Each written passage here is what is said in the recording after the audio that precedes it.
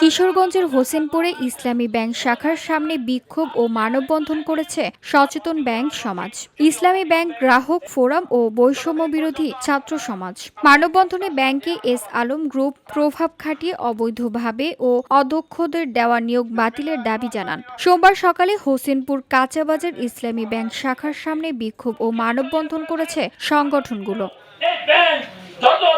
মানববন্ধনে বক্তারা বলেন, এস আলম গ্রুপ 2017 থেকে 2024 সাল পর্যন্ত ইসলামী ব্যাংকে চট্টগ্রামের পটিয়া অঞ্চল থেকে গোপনে হাজার হাজার অযোগ্য লোক নিয়োগ দিয়ে ব্যাংকের সার্বিক পরিবেশ ধ্বংস করেছে। অবিলম্বে এদের স্থায়ীভাবে বাতিল করতে হবে। মেধাবীদের যাচাইয়ের মাধ্যমে দক্ষদের নিয়োগ দিতে হবে।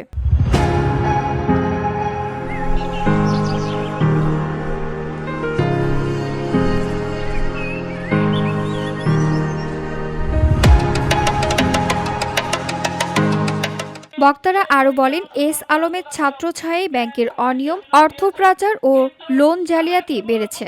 ফলে ব্যাংকের আর্থিক স্থিতিশীলতা হুমকির মুখে পড়েছে এবং ডলারের সংকট সহ অর্থনীতিতে নেতিবাচক প্রভাব পড়েছে। তারা বলেন, বাক্স বসিয়ে পটিয়ার লোক নিয়োগ দিয়ে দেশব্যাপী ব্যাংক পরিচালনা করে জনগণের সঙ্গে প্রতারণা করা হচ্ছে।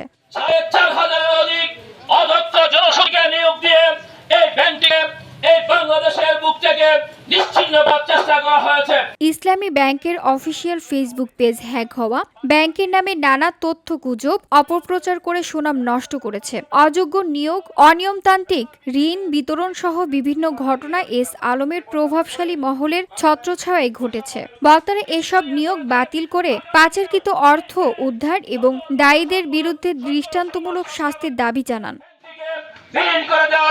VOD Bangla news desk.